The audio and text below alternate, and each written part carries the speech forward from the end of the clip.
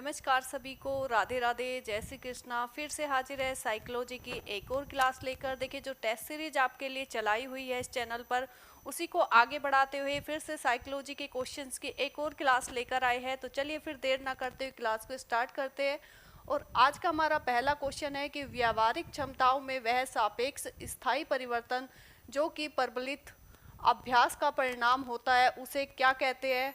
Option में हमारे पास है अधिगम, अभिप्रेरणा, अभिवृत्ति या इनमें से कोई नहीं। तो ध्यान रखिए, आंसर हमारा यहाँ पर क्या रहेगा, अधिगम रहेगा। याद रखना है कि व्यवहारिक क्षमताओं में या फिर कहे व्यवहार में जो सापेक्ष यानी कि अपेक्षाकृत जो स्थायी परिवर्तन होता है और किसके परिणाम स्वरूप होता है, अभ्यास के और साथ साथ अनुभव के। तो ध्यान रखिएगा, अनुभव और अभ्यास के परिणाम स्वरूप जो अपेक्षाकृत स्थायी परिवर्तन होता है व्यवहार में, उसी को हम क्या कहते हैं, अधिगम कहते हैं। तो आंसर हमारा रहेगा ए। नेक्स्ट, अधिगम का सबसे उपयुक्त कार्य है। अधिगम का सबसे उपयुक्त कार्य कौन सा है, ये पूछा है। व्यक्तिगत समायोजन करना, सामाजिक व राजनीतिक चेतना जगाना, व्यावहारिक परिवर्तन लाना, स्वयं को रोजगार के लिए तैयार करना। तो देखिए, अधिगम के सबसे उपयुक्त की बात करें हम कार्य की, तो वो क्या रहेगा, व्यवहार में परिवर्तन लाना। कैसा परिवर्तन, अपेक्षाकृत स्थायी परिवर्तन। और किसके द्वारा, अनुभव व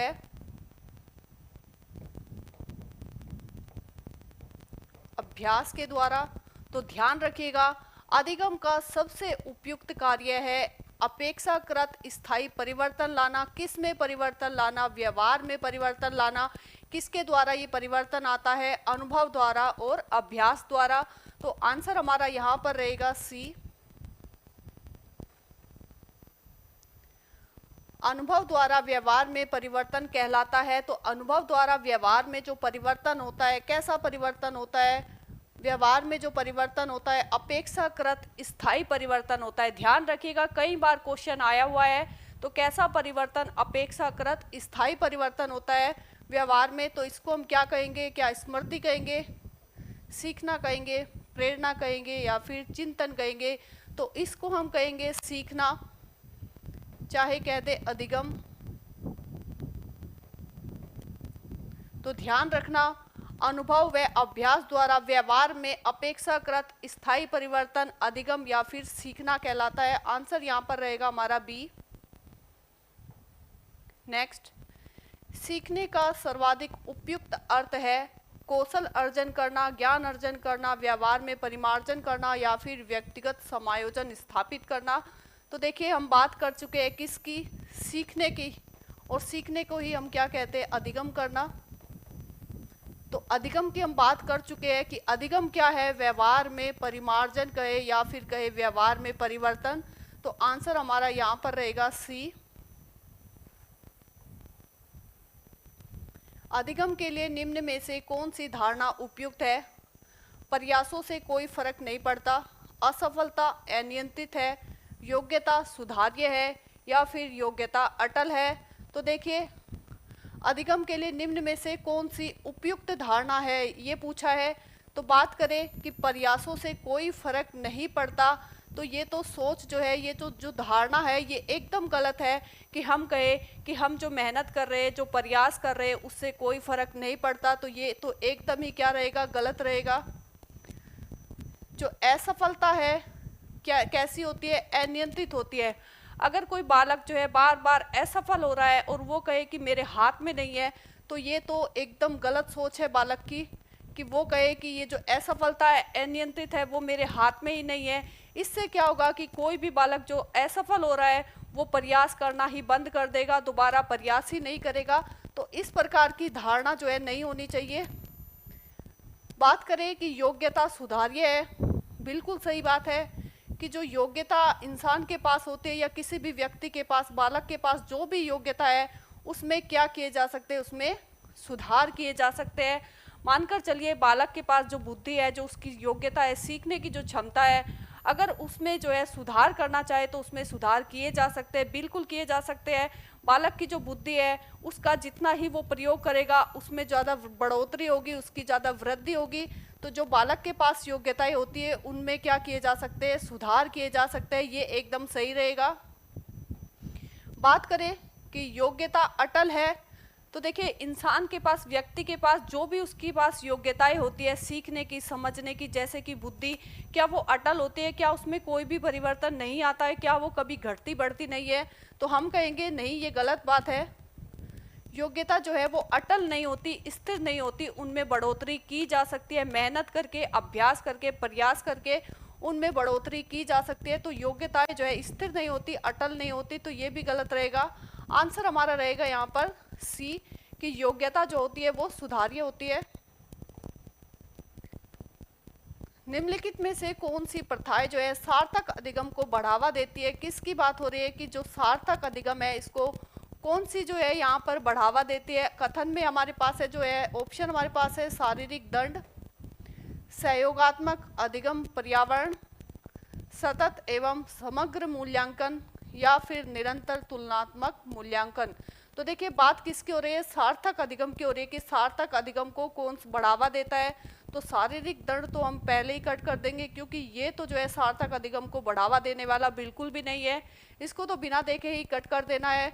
सहयोगात्मक अधिगम बिल्कुल सही बात है कि जहाँ पर बालक एक साथ मिलकर एक दूसरे का सहयोग करके जो है सीखते हैं, ज्ञान को जो है उसमें बढ़ोतरी होती है। बच्चे जब एक दूसरे से बातचीत करके, चर्चाएं करके सीखते हैं, सहयोग करते हुए सीखते हैं एक दूसरे का, तो क्या होता है, समस्या समाधान जल्दी करते हैं, उनके ज्ञान में क्या होती है, बढ़ोतरी होती है। ये क्या है, एक सार्थक अधिगम का जो है उदाहरण है।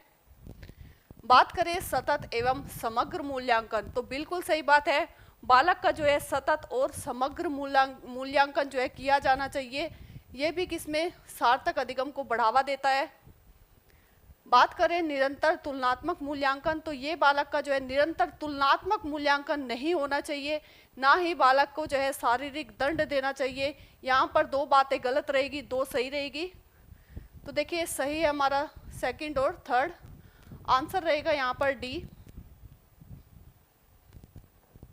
नेक्स्ट हम बात करें, बालकों का अधिगम सर्वाधिक प्रभावशाली होगा जब, कब जो है बालकों का अधिगम सबसे ज़्यादा प्रभावशाली होगा? पढ़ने लिखने एवं गणितीय कुशलताओं पर ही बल दिया जाए। देखिए क्या कह रहे हैं कि पढ़ने लिखने और गणितीय कुशलताओं पर ही बल दिया जाए, केवल और केवल इन पर ही बल दिया जाए? तो बिल्कुल नहीं, केवल इन पर बल नहीं देना है। बालकों का संज्ञानात्मक, भावनात्मक और तथा मनोचालक पक्षों का विकास होगा। बिल्कुल सही, अगर बालकों का क्या, संज्ञानात्मक पक्ष पर, विकास पर, साथ में उसका जो है भावनात्मक विकास पर, साथ में ही मनोचालक जो पक्ष है इनके विकास पर बल देना चाहिए, तभी जो है अधिगम सबसे अधिक सर्वाधिक प्रभावशाली रहेगा। तो आंसर हमारा क्या रहेगा, बी रहेगा। शिक्षण व्यवस्था एकाधिकारवादी होगी तब जो है अधिगम सबसे ज्यादा प्रभावशाली रहेगा? बिल्कुल नहीं, एकाधिकारवादी शिक्षण जो व्यवस्था होगी तो हमारा जो है अधिगम प्रभावशाली नहीं होगा। शिक्षक अधिगम प्रक्रिया में आगे होकर बालकों को निष्क्रिय रखेगा। देखिए यहाँ पर शब्द है, बालक निष्क्रिय होकर नहीं सीखते, बालक सक्रिय रूप से सीखते हैं, तो ये गलत हो जाएगा। आंसर हमारा रहेगा यहाँ पर बी। नेक्स्ट हम बात करें, निम्न में से कौन सी अधिगम की एक विशेषता नहीं है? यानी कि तीन इनमें से अधिगम की विशेषता दी हुई है, एक नहीं है, उसको पहचानना है। अधिगम का अवलोकन प्रत्यक्ष रूप से किया जा सकता है। अधिगम व्यवहार में अपेक्षाकृत स्थायी परिवर्तन है। अधिगम प्राणी की जो है अभिवृद्धि है। अधिगम एक लक्ष्योन्मुख प्रक्रिया है। तो देखिए अधिगम जो है एक लक्ष्य उन्मुख प्रक्रिया है, बिल्कुल सही बात है। अभी जो है आपके सामने कोई टारगेट होगा, कोई लक्ष्य होगा, तभी तो आप ये क्लास देख रहे हैं, अधिगम कर रहे हैं। तो अधिगम कैसी प्रक्रिया है? लक्ष्य उन्मुख प्रक्रिया है, सही बात है। अधिगम प्राणी की क्या है? अभिवृद्धि है, ये भी बिल्कुल सही है। अधिगम व्यवहार में अपेक्षाकृत स्थायी परिवर्तन है, इसकी हम बात कर चुके हैं, ये भी बिल्कुल सही है। अधिगम का अवलोकन प्रत्यक्ष रूप से किया जा सकता है। देखिए अधिगम का जो अवलोकन है वो प्रत्यक्ष रूप से कैसे किया जा सकता है, जबकि अधिगम यानी कि सीखना क्या है, एक मानसिक प्रक्रिया है। आप अभी जो सीख रहे हैं, क्या मैं आपके मन में झांके बता सकती हूँ कि आपने कितना सीखा, किस प्रकार से सीखा? तो अधिगम जो है मानसिक प्रक्रिया है, उसको हम प्रत्यक्ष रूप से उसका अवलोकन नहीं कर सकते हैं। व्यवहार में जो परिवर्तन होता है अधिगम के द्वारा अप्रत्यक्ष रूप से उसका जो है अवलोकन किया जाता है। तो आंसर हमारा रहेगा यहाँ पर ए।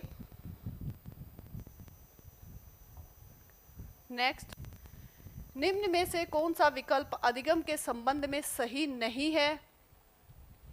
अधिगम जो है समायोजन है, अधिगम सिर्फ ज्ञान प्राप्ति है, अधिगम विकास है, अधिगम परिपक्वता है। तो देखिए अधिगम क्या है? परिपक्वता है, बिल्कुल सही। अधिगम क्या है? विकास है, बिल्कुल सही। अधिगम क्या है? समायोजन है। अधिगम के द्वारा ही बालक अपने पर्यावरण के साथ, आसपास के लोगों के साथ समायोजन स्थापित कर पाता है। लेकिन अधिगम सिर्फ और सिर्फ ज्ञान प्राप्ति है। देखिए सिर्फ जहां पर आ गया है ये गलत रहेगा, क्योंकि अधिगम ज्ञान प्राप्ति तो है लेकिन सिर्फ केवल और केवल ज्ञान प्राप्ति नहीं है, क्योंकि अधिगम विकास भी है, परिपक्वता भी है, समायोजन भी है। तो आंसर क्या रहेगा हमारा यहाँ पर? बी रहेगा। अधिगम के लिए क्या आवश्यक है? स्वानुभव, स्वचिंतन, स्वक्रिया या फिर उपयुक्त सभी? तो देखिए अधिगम के लिए उपयुक्त सभी यानी कि ये सभी आवश्यक है। स्व अनुभव का मतलब होता है खुद करके देखना, खुद करना, यानी कि स्वयं से अनुभव करना, और ये अधिगम के लिए आवश्यक होता है। साथ में ही बात करें स्वचिंतन यानी कि स्वयं सोचना, स्वयं सोचना या फिर चिंतन करना, चिंतन करना। जब कोई व्यक्ति या बालक खुद सोचता है, गहराई से सोचता है, स्वयं चिंतन करता है, तो उसकी समझ का विकास होता है और नई नई बातें सीखने को मिलती है। तो यहाँ पर जरूरी रहेगा क्या? स्व अनुभव भी, स्व चिंतन भी। साथ में बात करें स्व क्रिया की यानी कि करके सीखना, करके सीखना, स्वयं करके सीखना, करके सीखना, यानी कि स्वयं करके सीखना भी क्या है? अधिगम के लिए आवश्यक है। मानकर चलिए आपको साइकिल चलानी सीखनी है, क्या आप बुक में पढ़कर साइकिल चलाना सीख सकते हैं? नहीं। जब तक आप जो है प्रैक्टिकल नहीं करेंगे, स्वयं जो है साइकिल को चलाना नहीं सीखेंगे, तब तक आप नहीं सीख पाएंगे। तो अधिगम के लिए स्व अनुभव आवश्यक है, स्व चिंतन भी आवश्यक है और स्व क्रिया भी। तो आंसर रहेगा हमारा यहाँ पर डी। निम्न में से कौन सा उदाहरण अधिगम को प्रदर्शित करता है? हाथ जोड़कर अध्यापक का अभिवादन करना, स्वादिष्ट भोजन देखकर मुंह में लार आना, चलना, भागना एवं फेंकना 3 से 5 वर्ष की अवस्था में, या फिर इनमें से सभी? तो देखिए चलना, भागना, फेंकना ये तो क्या है? एक शारीरिक क्रियाएं है जो बालक जो है स्वयं ही सीखता है। इनके लिए कोई अभ्यास करने की आवश्यकता नहीं होती। जैसे जैसे बालक की उम्र बढ़ती है, बालक में परिपक्वता आती जाती है और ये सारे कार्य करना सीखता है बालक। तो ये तो यहाँ पर गलत रहेगा। स्वादिष्ट भोजन देखकर मुंह में लार आना ये क्या है? एक स्वाभाविक सी क्रिया है। ये तो जानवर के सामने आप भोजन रख देंगे तो वो भी यही करेगा, लार उसके मुंह में आएगी। तो इसे हम जो है अधिगम नहीं कहेंगे।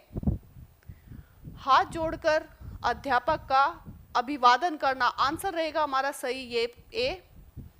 तो देखिए हमने क्या पढ़ा था कि अधिगम क्या है? अपेक्षाकृत व्यवहार में जो परिवर्तन होता है, जो परिमार्जन होता है, वही अधिगम है।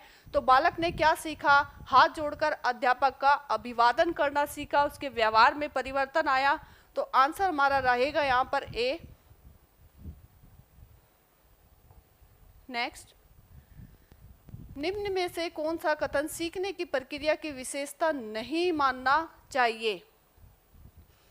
शैक्षिक संस्थान ये एकमात्र स्थान है जहां अधिगम प्राप्त होता है। सीखना एक व्यापक प्रक्रिया है। सीखना लक्ष्योन्मुखी प्रक्रिया होता है। अनअधिगम भी सीखने की प्रक्रिया है। तो देखिए बात करें हम, अनअधिगम भी सीखने की प्रक्रिया है, बिल्कुल सही। यानी कि हमने कोई गलत चीज़ें सीखी हुई है या फिर जो चीज़ें सीखी हुई है वो अनुपयोगी हो गई है और जब हम कुछ नए तरीके से सीखते हैं, नए ज्ञान में जब पुराना ज्ञान को हम भूल जाते हैं और नया ज्ञान सीखते हैं, उसको हम क्या कहते हैं, अनअधिगम कहते हैं। जैसे कि आपने टाइपिंग मशीन पर जो है टाइपिंग करना सीखा और फिर बाद में आप कंप्यूटर पर जो है कीबोर्ड पर टाइपिंग कर रहे हैं, तो पहले आप जो टाइपिंग मशीन पर कर रहे थे टाइपिंग, अगर उसका ही उपयोग जो है कंप्यूटर वाले कीबोर्ड पर करेंगे तो गलतियां होना संभव है। तो आप जो है पहले ज्ञान को भुलाना पड़ेगा आपको, तभी जो है आप कंप्यूटर पर टाइपिंग कर पाएंगे। तो इसको हम क्या कहते हैं, अनअधिगम कहते हैं। ये भी क्या है, अधिगम की जो है एक प्रक्रिया है। तो ये बिल्कुल सही है। सीखना जो है लक्ष्य उन्मुखी होता है, बिल्कुल सही बात कर चुके हैं इसके बारे में कि कोई ना कोई टारगेट, कोई ना कोई लक्ष्य गोल होता है, तभी हम जो है सीखना करते हैं। आपका अभी भी कोई लक्ष्य होगा तभी आप जो है ये अधिगम कर रहे हैं, क्लास देख रहे हैं। तो सीखना क्या है, लक्ष्य उन्मुखी होता है। सीखना एक व्यापक प्रक्रिया है, बिल्कुल सही। सीखना एक व्यापक प्रक्रिया है जो जीवन भर चलता रहता है। मनुष्य कुछ ना कुछ अपने अनुभव से सीखता रहता है। तो सीखना क्या है, जीवन भर चलने वाली प्रक्रिया है। तो ये कैसी प्रक्रिया है, एक व्यापक प्रक्रिया है। शैक्षिक संस्थान ही एकमात्र, देखिए यहाँ पर क्या आ गया है कि एकमात्र स्थान है जहाँ अधिगम प्राप्त होता है। तो ये बिल्कुल गलत बात है कि शैक्षिक संस्थान एकमात्र स्थान है जहाँ पर अधिगम प्राप्त होता है। सीखने के स्थान अलग अलग होते हैं। बालक जो है परिवार में भी रहकर सीखता है, अपने माहौल में, अपने वातावरण में, मोहल्ले पड़ोस में, मित्रों के साथ बातचीत के माध्यम से भी सीखता है। तो ये गलत रहेगा, यहाँ पर आंसर हमारा रहेगा यहाँ पर ए। नेक्स्ट, निम्नलिखित में से किस एक से शिशु के अधिगम को सहायता नहीं मिलती, अनुकरण, अभिप्रेरणा, स्कूल का बस्ता या फिर पुरस्कार। तो बात किसकी हो रही है कि शिशु के अधिगम में जो है सहायता नहीं मिलती है, किस एक से। तो देखिए बालक किसके द्वारा सीखता है, अनुकरण के द्वारा सीखता है। जो छोटा बच्चा होता है अपने माता पिता को देखकर ही सीखता है। तो अनुकरण के जो द्वारा है बालक के सीखने में सहायता मिलती है। बात करें अभिप्रेरणा की, तो बिल्कुल सही बात है। अभिप्रेरणा ही एक ऐसा कारक है जो बालक को सीखने के लिए क्या करता है, तैयार करता है, अभिप्रेरित करता है। तो ये भी क्या करता है, एक शिशु को अधिगम करने में सहायक है। बात करें स्कूल का बस्ता और पुरस्कार, देखिए पुरस्कार किसका रूप है, अभिप्रेरणा का ही रूप है। अभिप्रेरणा के रूप में ही पुरस्कार कार्य करता है। आप किसी बालक को पुरस्कार दे देंगे, उसकी तारीफ करेंगे, तो बालक क्या होगा, अभिप्रेरित होगा सीखने के लिए। लेकिन जो स्कूल का बस्ता है ये जो है बालक के अधिगम में किसी भी प्रकार से कोई सहायता नहीं करता है। तो आंसर हमारा रहेगा यहाँ पर सी। नेक्स्ट, अधिगम क्षमता निम्नलिखित में से किससे प्रभावित नहीं होती है, आनुवांशिकता से, वातावरण से, प्रशिक्षण शिक्षण से या फिर राष्ट्रीयता से। तो देखिए अधिगम जो क्षमता है यानी कि सीखने की क्षमता या योग्यता, सीखने की क्षमता या फिर योग्यता, ये किससे प्रभावित नहीं होती है। बात करें आनुवांशिकता की, तो माता पिता से जो जीन प्राप्त होते हैं,